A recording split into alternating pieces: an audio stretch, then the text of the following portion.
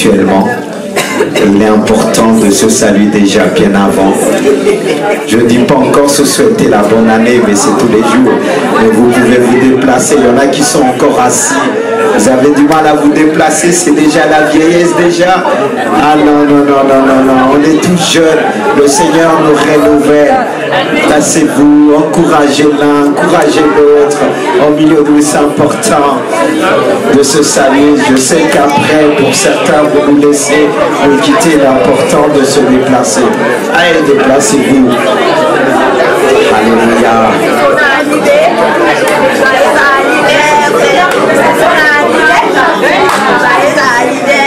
Gloire à Dieu.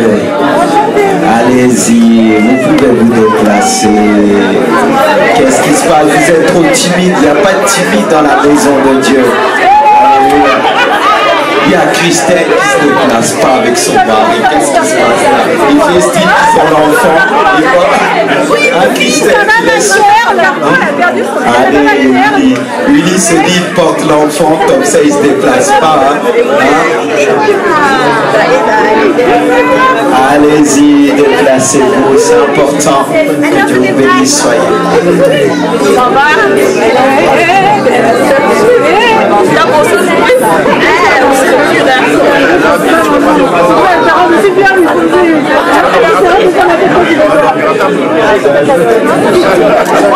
Allez-y.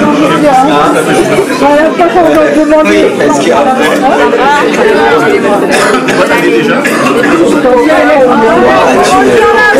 famille de Dieu. On a le temps, c'est bien. C'est bien de saluer au départ, mais aussi à la fin. Bien comme ensemble, se souhaiter la bienvenue. Soyez les bienvenus dans la maison de Dieu. Alléluia. Soyez les bienvenus. Soyez bénis, bénis, bénis, bénis, bénis, bénis. Alléluia. Le Seigneur est bon. Il va nous bénir encore par sa parole. Oh Jésus.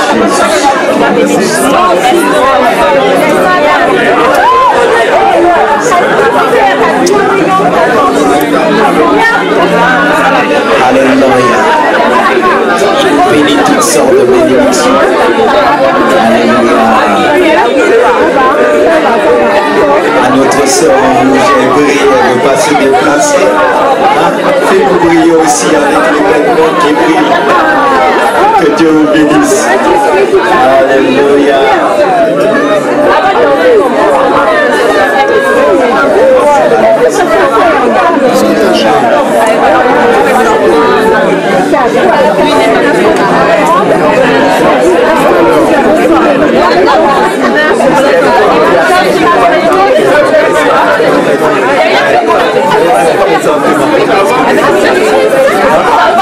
Parce que tu restes assis.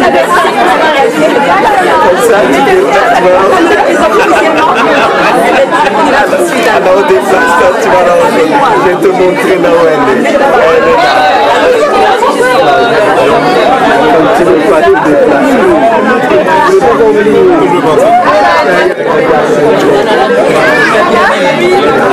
Voilà. Tu l'as mis. Pour la bonne année.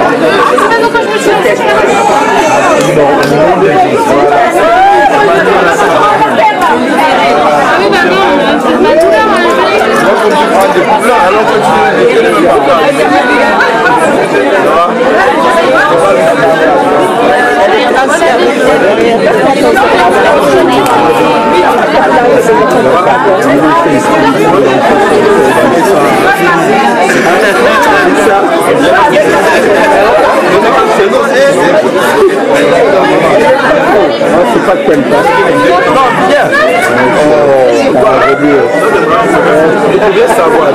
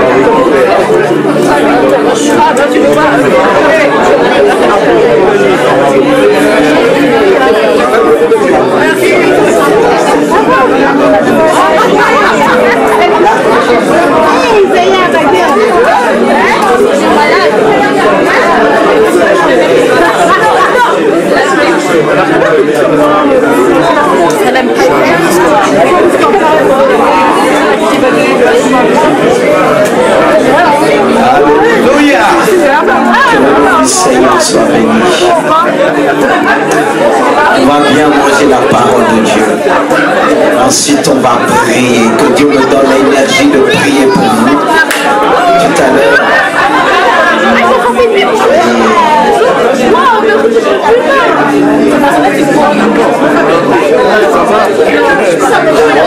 Est-ce qu'on peut acclamer encore notre Dieu? Il va nous faire du bien. Prenez place. Voilà, c'est important de prendre du temps dans la famille de Dieu, de partager ensemble.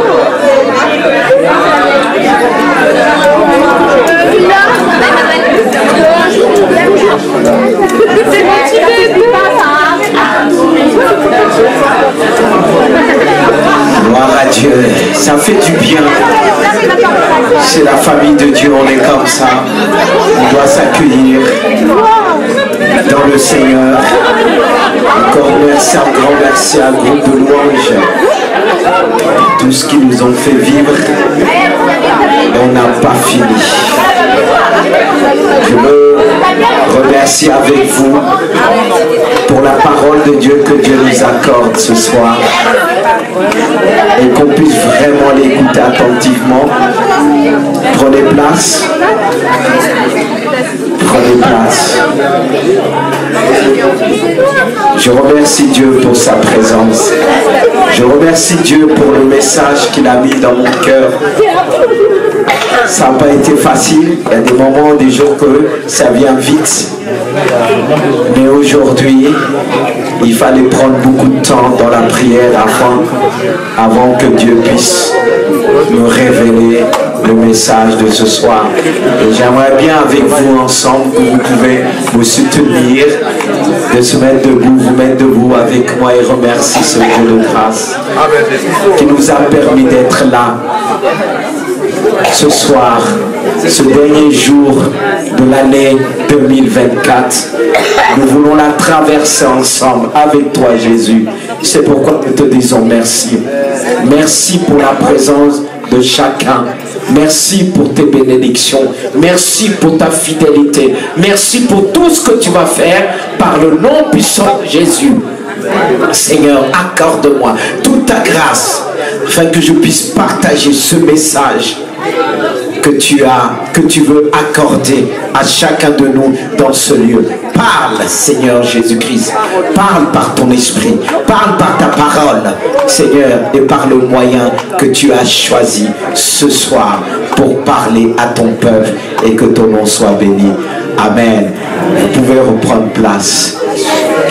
Voici le thème qui est venu dans mon cœur par le nom puissant de Jésus. Seigneur, accorde-moi toute ta grâce afin que je puisse partager ce message que tu veux accorder à chacun de nous dans ce lieu. Parle, Seigneur Jésus-Christ. Parle par ton esprit. Parle par ta parole, Seigneur, et par le moyen que tu as choisi ce soir pour parler à ton peuple et que ton nom soit béni. Amen. Vous pouvez reprendre place. Voici le thème qui est venu dans mon cœur ce matin, très tôt dans la prière. La conquête spirituelle de l'année 2025. La conquête. Savez-vous que nous sommes des concurrents?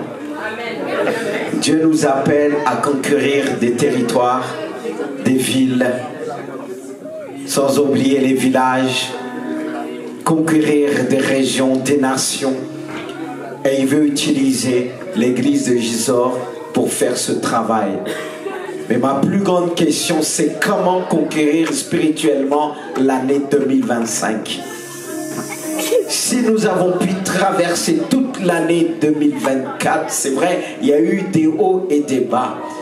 Mais le Seigneur nous demande de bien finir ensemble pour pouvoir se lancer dans cette année qui va se présenter devant nous. Nous devons la gagner maintenant. On n'est pas encore. Mais nous devons déclarer des choses prophétiquement qui vont nous permettre de conquérir toute l'année 2025 en commençant par le mois de janvier. On doit prendre déjà le mois de janvier. Mais avant de prendre le mois de janvier, on doit bien terminer ensemble. Le but de notre soirée, de notre réveillon, c'est de bien terminer ensemble. Et la parole de Dieu est là pour nous aider. Alors comment conquérir spirituellement? Tout commence dans le spirituel. Avant le physique, c'est le spirituel. Et Dieu nous appelle à grandir afin de conquérir pleinement l'année 2025. Et cela peut se faire que par une génération comme celle de Josué. La génération de Josué, c'est cette génération qui est sortie du désert pour rentrer dans le Canaan. Et vous avez vécu diverses épreuves. Et ces épreuves sont là pour nous aider à bien rentrer de l'autre côté. Et quand je dis de l'autre côté, c'est l'année 2025. Mais comment le faire? Comment le faire? Il faut vraiment un grand défi. S'il y a eu des difficultés au cours de l'année 2024, il y en aura encore. Mais comment conquérir cette année 2025? Ça m'a fait penser, effectivement, à Josué, à la ville de Jéricho. Il est dit dans Josué chapitre 6, verset 1, Jéricho était fermé, barricadé devant les enfants d'Israël. Personne ne sortait et personne n'entrait. L'Éternel dit à Josué, vois, je livre entre tes mains Jéricho et son roi et ses vaillants soldats. Il y avait des vaillants soldats à Jéricho. C'était une ville, une forteresse qui était fermée. Personne ne pouvait rentrer. Et certains se disent, si l'année 2024 était difficile, l'année 2024 le sera aussi. Peut-être plus fermée, barricadée devant les enfants de Dieu. Cependant, Dieu nous dit, va, j'ai livré entre tes mains Jéricho. Ne regarde pas avec tes yeux humains, tes yeux physiques. Parce que si on regarde autour de nous, les murs, les murailles, les forteresses, on ne va pas pouvoir se déplacer. On va rester en arrière. On va rester, au lieu d'avancer devant nous, plusieurs vont rester à l'année 2024. Ils vont se dire, non, moi, rien n'a changé. Je suis encore en 2024. Mais dans quelques heures, nous ne serons plus 2024. Et même si devant nous c'est barricadé, on doit avancer. Et si je regarde par rapport à ce que je vois, tout ce qui est fermé devant moi, je dis où passer? Mais Seigneur, tu me donnes. Mais il dit, il n'y a que des vaillants, des soldats. C'est difficile, que des problèmes. Ils sont robustes. Ils sont là, ils sont méchants, ils ne reculent pas. Mais comment tu peux me donner cette vie? Comment tu peux me donner l'année 2025? Et l'année 2025, cependant, elle s'annonce difficile, fermée, barricadée. C'est Jéricho. On ne peut rien faire. Tout autour, la ville de Jéricho était fermée. Il devait s'écouter. Non. Il devait écouter celui qui leur a dit, je vous donne cette ville. Mais on ne peut pas écouter facilement. Même si nous prétendons, j'écoute. Même si quelqu'un te dit, il n'y a pas de problème. Et tu vas dire non. Je ne peux rien faire. Quand je regarde devant moi, c'est impossible. Alors qu'est-ce qu'il faut faire? Qu'est-ce que Josué a fait? C'est ce que nous allons voir en 3 étapes. C'est le brisement et la guérison. Parce que si on est malade, on n'est pas guéri, on ne peut pas aller loin. C'est vrai qu'on parle de brisement. Les épreuves peuvent nous briser. Mais s'il n'y a pas de guérison, on n'ira pas loin. C'est pourquoi Dieu a demandé aussi, deuxième point, la sanctification, c'est-à-dire se dépouiller totalement. Ça passe par un dépouillement total. Si je ne suis pas dépouillé, je ne pourrai pas passer de l'autre côté. Voir ce que Dieu voit. Et troisièmement, il fallait une obéissance de la foi imposée par un silence total. Parce que si j'apprends pas à faire taire mes pensées, j'irai pas loin. Je vais pas pouvoir traverser l'année 2025. Je vais m'arrêter au premier mois, le mois de janvier. Parce qu'il faut pas oublier, il y a janvier, février. Mais il y a plusieurs vont s'arrêter au mois de janvier, vont se décourager. En se disant, je ne peux plus aller plus loin. Mais il est important d'être brisé. Quand je parle brisé, c'est par rapport à nos pensées, un brisement intérieur. Car Dieu veut nous emmener plus loin. Mais ce qui nous empêche d'aller plus loin, c'est le manque de brisement. Il y a ceux qui sont brisés, mais ils ne sont pas guéris. Et c'est ce que nous allons voir. Comment Josué emmenait le peuple dans ce brisement et à la guérison totale. Il est dit dans Josué 5, en ce temps-là, l'Éternel dit à Josué, fais-toi des couteaux de pierre. Waouh, ça fait mal. Imagine quelqu'un enlève en toi, je sais pas, une peau qui se balade un petit peu, paf, coupe, tu vas avoir mal. Et Josué a fait des couteaux tout simplement pour circoncire de nouveau les enfants d'Israël une seconde fois à Gilgal, lieu qui veut dire séparation, un lieu précis. Et Dieu voulait les emmener qui se séparent, qui soient brisés, qui se séparent de quelque chose en eux qui pouvait les freiner à tout moment. La circoncision. Et en particulier la circoncision du cœur. Car ce qui peut nous emmener loin, c'est les pensées du cœur. C'est pourquoi la Bible dit, garde ton cœur. Comment? Plus que toute autre chose. Voilà. Tu dois garder ton cœur. Et ce qui nous empêche d'aller plus loin, c'est les pensées de notre cœur, notre chair. On peut le résumer ainsi. Et il fallait que le peuple d'Israël soit brisé de cette manière, qui se sépare de cette nature charnelle afin d'aller plus loin. C'est cette nature charnelle qui te dira que tu ne peux pas franchir Jéricho. Tu ne peux pas abattre les murailles de Jéricho. Mais il ne s'est pas arrêté là. Parce que lorsque le brisement, quand Dieu nous brise, vous savez, quand il y a des épreuves, ça fait mal. Et Dieu se sert des circonstances atteignantes qui peuvent nous faire mal, des personnes, nos ennemis, des gens qu'on a aimés, pour nous circoncire. C'est ce que nous appelons la circoncision du cœur. Car la plus importante, c'est la circoncision du cœur. C'est vrai que la chair fait mal. Mais quand ça traverse l'âme, ça fait encore plus mal.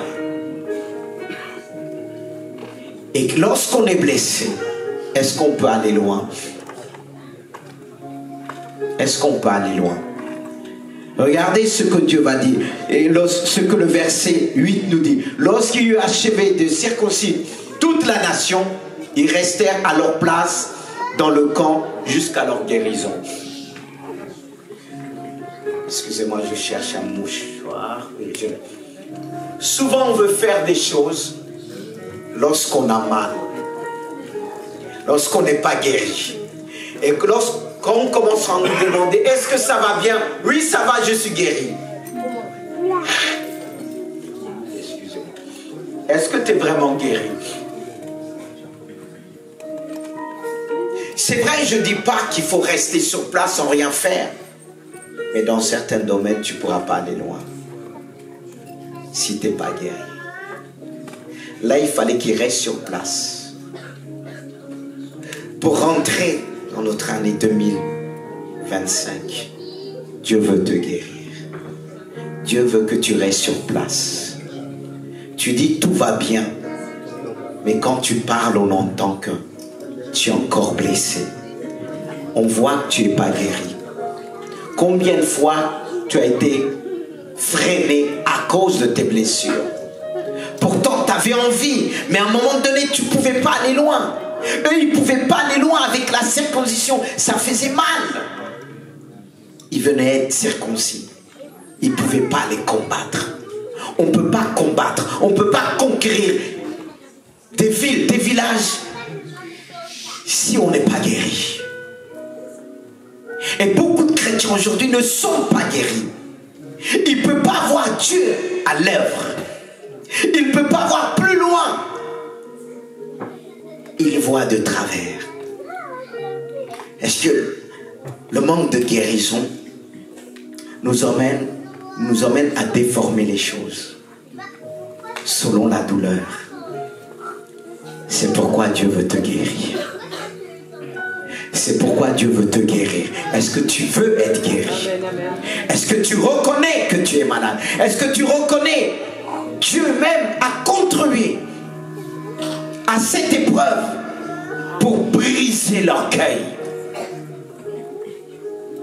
pour enlever ce qui devait être enlevé?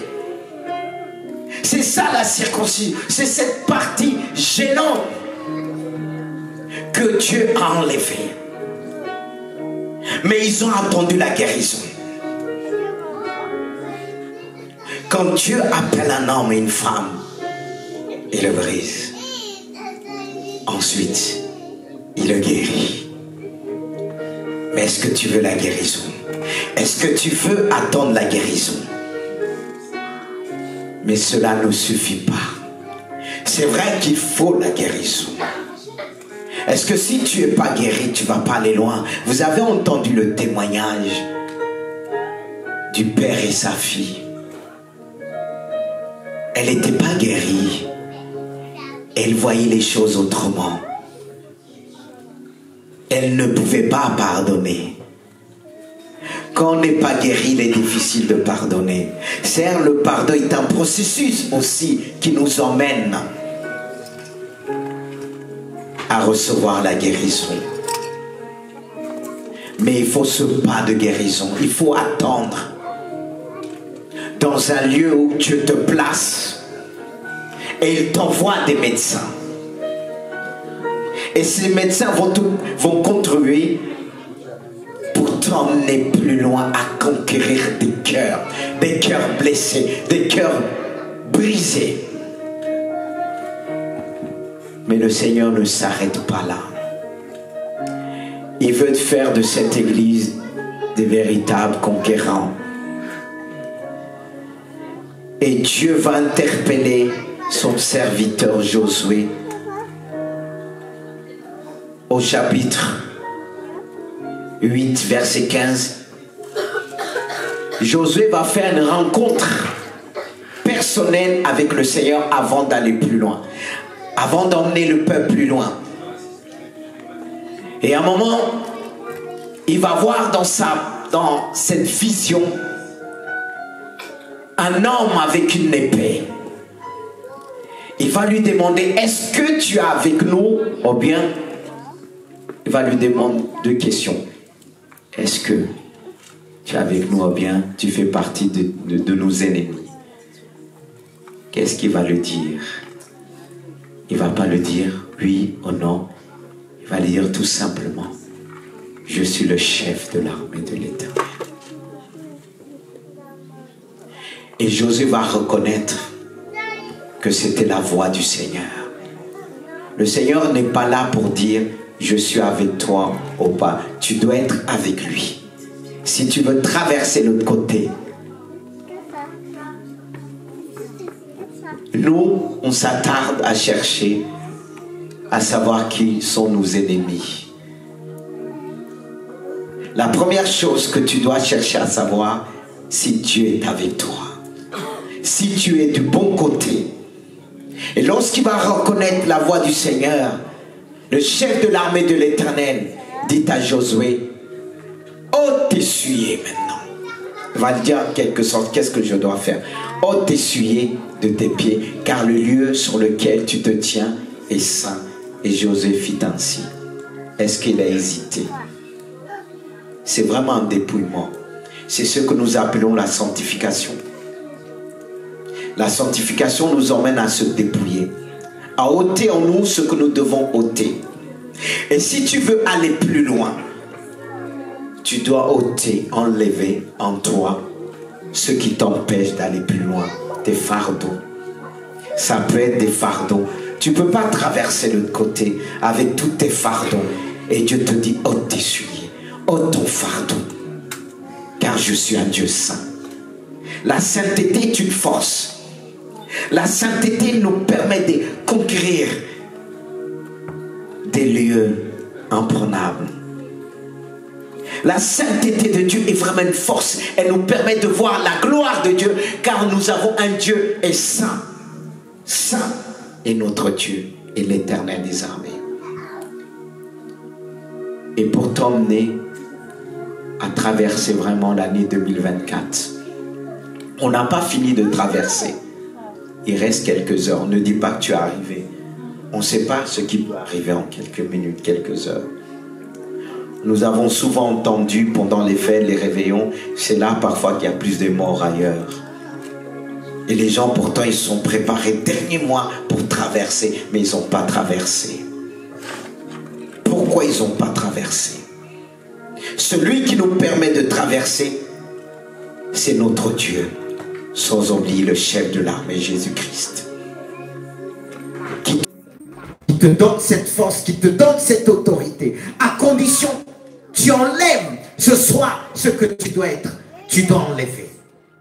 Si tu veux aller plus loin dans ta vie, tu dois commencer par le dépouillement. Sans ça, on ne peut pas aller loin. On a du mal à se dépouiller de nos pensées, de notre nature. Mais Dieu dit à Josué, ôte tes souliers. Et je ne pense pas, c'est des beaux talons que Dieu te demande, des chaussures que Dieu te demande d'enlever. Tu sais ce que tu dois enlever dans ta vie. Tu sais ce qui t'empêche d'aller plus loin. Si tu ne l'enlèves pas aujourd'hui, non, tu risques de périr à Jéricho. Tu ne seras pas capable de voir la grandeur de Dieu. Car qui pouvait voir Dieu à l'œuvre? Qui pouvait se dire, ce mur de Jéricho, ces vaillants vont tomber? Si ce n'est celui qui se dépouille. Il l'a fait. Il s'est dépouillé. Et Dieu lui a permis de se ranger dans le camp de l'armée de Dieu. Mais il y a aussi l'obéissance. Car si tu dépouilles, tu rentres, tu traverses 2024 sans l'obéissance. On doit marcher dans l'obéissance. Et quand je parle de l'obéissance, ça ne veut pas dire que je suis silencieux, que je suis un homme, une femme obéissant. Écoutez ce que Josué va dire au peuple. Josué avait donné l'ordre au peuple, vous ne crierez point, vous ne ferez point entendre votre voix, il ne sortira pas un mot de votre bouche jusqu'au jour où je vous dirai, poussez des cris, alors vous pousserez des cris. C'est le plus dur de traverser après une épreuve, après une guérison, après un dépouillement, de ne rien dire. Pour ne pas décourager. Et peut-être certains vont dire, vous commencez à dire, oui, pourquoi on fait ça? Pourquoi on fait ça? Pourquoi on prie de cette manière? Mettons ce passage en pratique. Il y a des moments dans notre vie, Dieu nous appelle à garder silence, même dans la douleur. Et après même une guérison, il leur demandait si vous voulez vraiment remporter cette victoire, vous devrez garder silence. Sachez-le, les plus grandes victoires, on les remporte dans le silence. Les plus grandes victoires, on les remporte dans le silence. Et Dieu nous demande pour l'année 2025 de faire beaucoup, de marcher dans la foi, dans l'obéissance, mais beaucoup dans le silence. Et s'attendre au secours de l'Éternel. Car ce que Josué les a demandé était difficile. Je dirais bien Dieu, à travers Josué, il leur disait de faire le tour de la ville. Chaque fois, il devait faire un tour. Un tour. Et c'était une grande ville. Et il a choisi 7 sacrificateurs.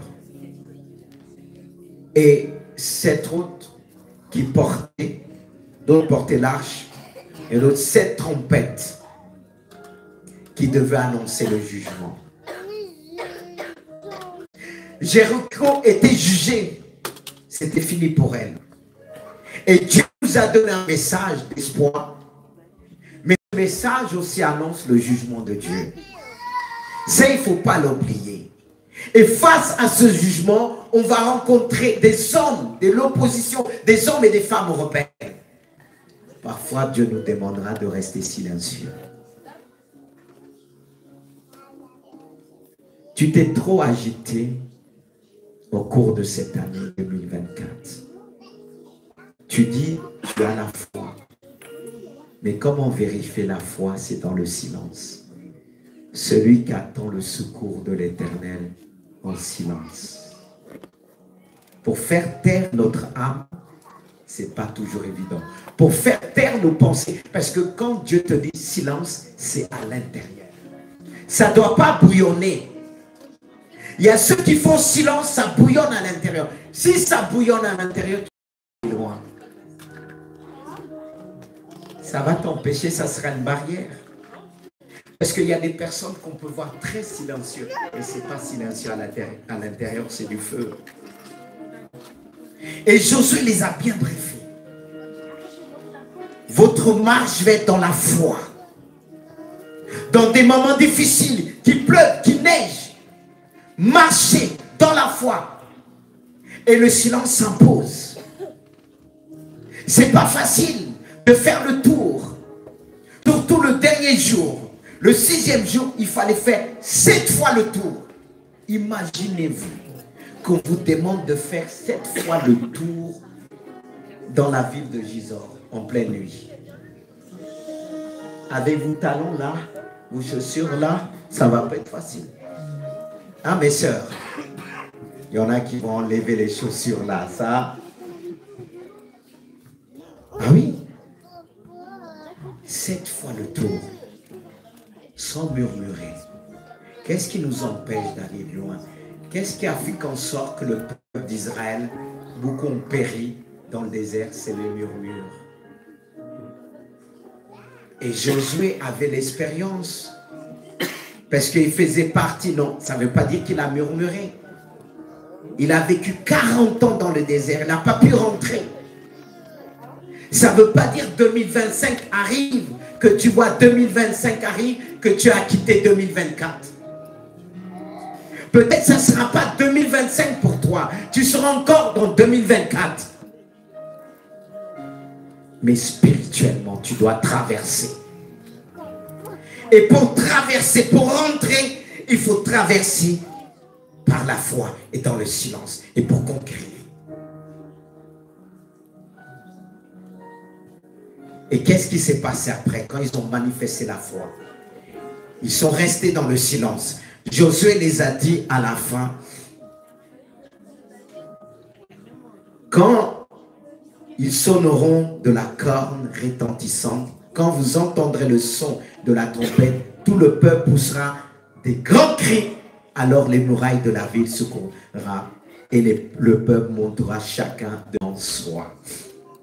J'ai noté, c'est vraiment un geste prophétique que nous allons faire tout à l'heure. Geste prophétique juste avant minuit. Pourquoi j'ai pensé à ça? Pourquoi je veux croire de tout mon cœur? C'est le Saint-Esprit qui m'a emmené à penser ça, à cela quand j'ai pris le temps dans la prière ce matin. Dieu m'a fait comprendre par le Saint-Esprit. Voyez, on est là. Beaucoup attendent minuit pour s'être ébané, pour crier. Il dit, tu vois dans le monde spirituel, vous d'ailleurs, vous allez manger. Mais les sorciers dans le monde spirituel, ils ne vont pas manger, ils attendent minuit pour faire des déclarations. Pas des déclarations prophétiques comme nous, des déclarations de malédiction. Ils attendent minuit pour balancer. Elle disait, vous allez faire ce geste prophétique juste avant minuit.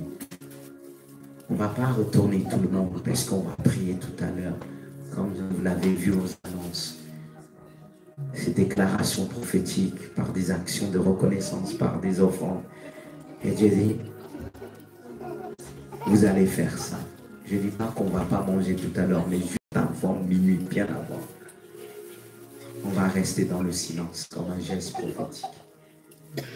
Et lorsqu'arrivera minuit, on va déclarer des paroles prophétiques pour 2025. Que ce soit vraiment des paroles de vie. Et qu'on puisse crier. Que les murs de malédiction puissent tomber. Les barrières qui se dressaient devant nous, qui nous empêchaient de voir la vie, puissent tomber. Et si on le fait avec foi, ce geste prophétique, ce cri de victoire,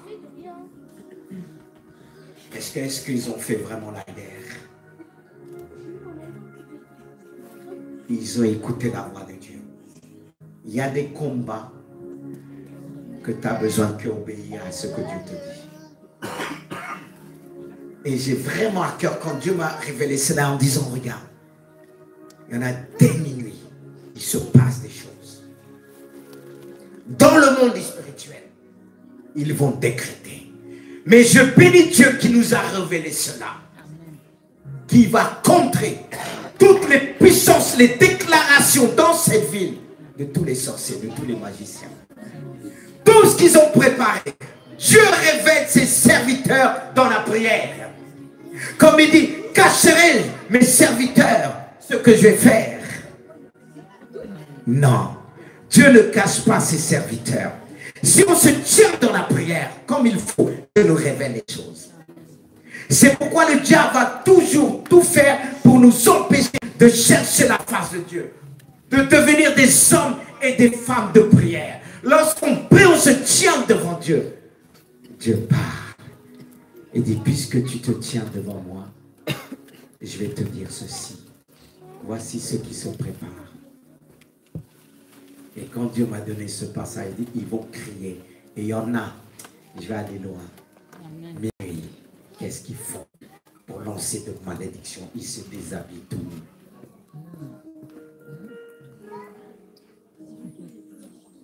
Ah oui. Non, mais nous, on n'a pas besoin. On n'a pas besoin de cette folie. Des décrets par l'ennemi. Mais nous allons décréter avec autorité. Nous allons crier. tous les murs qui nous empêchaient jusqu'à là d'aller plus loin vont tomber aujourd'hui. Et tous ces vaillants, comme on dit, sorciers, vont tomber. Tous ceux et celles qui sont dressés sur ton chemin, ils vont tomber. C'est des cris de victoire. Car on voit à travers l'obéissance du peuple d'Israël le chiffre 7. Le 6e jour, il fallait tourner chaque fois une fois. 6e jour, 7 tours. C'est le chiffre de Dieu. Dieu est avec eux. Dieu est avec nous. Ce qui nous fait dire ça, c'est à travers tous les témoignages que nous avons entendus. C'est pour ça, bien-aimé de Dieu, nous allons remercier Dieu. Mais avant cela, ce qui va introduire nos prières, c'est cette dernière question. Pourquoi Josué a-t-il circoncis ces hommes à Gilgal? Pourquoi Dieu circoncit son peuple? Pourquoi Dieu veut autant nous circoncire, nous sanctifier? Pourquoi? La raison est celle-ci. Le Seigneur dit à Josué de les faire circoncire pour porter la marque de l'alliance entre le Seigneur et le peuple. Dieu veut nous marquer. On doit être marqué pour l'année 2025. On doit avoir le signe de l'alliance sur ton front, sur ta vie. C'est ce qui va faire fuir Satan et ses démons. Mais est-ce qu'on est tous marqués? Parce qu'il ne faut pas oublier. Satan va vouloir marquer les hommes. Il le dit de sa marque, son nom, son chiffre. Et si on n'est pas marqué, ça sera plus facile qu'on soit marqué par Satan. Et si nous voulons traverser l'année 2025 avec sécurité, on doit avoir la présence de Dieu sur nous. Le signe de Dieu, le signe de l'alliance, le sang de Jésus qui nous lave, qui nous protège. Est-ce que le peuple de Dieu a cet emblème dans leur cœur, sur leur front, le signe de l'alliance? Je veux traverser l'année 2025 en portant le signe sur mon front, le signe de la protection, de la victoire, de la conquête. Et lorsque le monde des ténèbres me voit, puisse voir la marque de mon Dieu, le signe de mon Dieu, mon appartenance. Est-ce que tu as ce signe-là? C'est pourquoi, c'est pour cette raison que Dieu veut te circoncire. Alléluia. Est-ce qu'on peut se mettre debout? 2024. Mais vous savez, quand on est content, on exprime notre reconnaissance. Amen. Comment on exprime notre reconnaissance? Comment ils exprimaient leur reconnaissance? Dans la Bible, de l'Ancien Testament jusqu'au Nouveau Testament. Non. Ils l'exprimaient par une offrande qui scellait cette alliance. Est-ce que pour sceller l'alliance, il faut aussi un acte de reconnaissance? Et on a souvent banni ce côté. C'est vrai qu'à travers quand on le voit, ça se fait tout le temps. Et ça a perdu sa valeur. Mais Dieu veut remettre les choses dans l'ordre. Oh, je remercie Dieu. Et Dieu ne force pas. Parce que comme disait Komi, il bénit Dieu, il a compris des choses. On passe du temps dans la prière. Et on passe le temps pour prier pour les frères et sœurs. Et il n'y a pas de prix. Mais Dieu m'a tout donné. Il nous a tout donné. Qu'est-ce qu'une offrande devant la grâce de Dieu? C'est rien. Et ceux qui doivent, on va faire ceci. Ceux qui veulent partir après, parce que certains m'ont dit, c'est vrai, ça se comprend. Ils vont s'avancer en premier. Et avec cette reconnaissance devant Dieu, et en même temps, comme on l'a fait l'année dernière, c'est pas que tu achètes le verset, on ne peut pas acheter la parole de Dieu. Que ça soit clair. Quand je parle de l'offrande, c'est un acte de reconnaissance envers Dieu. On le montre aussi, c'est notre signe aussi envers lui, de reconnaissance, dit à Dieu, même ce que je donne n'est pas comparable par rapport à ce que tu m'as donné. Et le verset que tu vas prendre en retour, je dis bien, tu n'achètes pas le verset. On va le déclarer ensemble.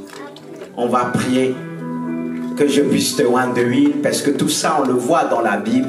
Est-ce qu'il priait pour les malades? Il dit oindre de l'huile les malades. Je ne dis pas que tu es malade, mais l'onction, l'huile représente l'onction de Dieu, l'Esprit de Dieu. Alléluia. Est-ce que c'est clair? Alléluia. Alléluia. Comme quelqu'un a dit, ne rentre pas dans la maison de Dieu les poches vides. Reconnais la gloire de Dieu. Je bénis Dieu pour tout ce qu'il va faire. Comme disait Junior, tout le monde brille. Comme il disait les gens, vous brillez. Mais moi j'étais tenté de dire, mais pourquoi tu parles qu'aujourd'hui? Ce que nous vivons aujourd'hui, c'est la conséquence des choses que nous vivons déjà. Alléluia. Est-ce que vous êtes là? Alléluia.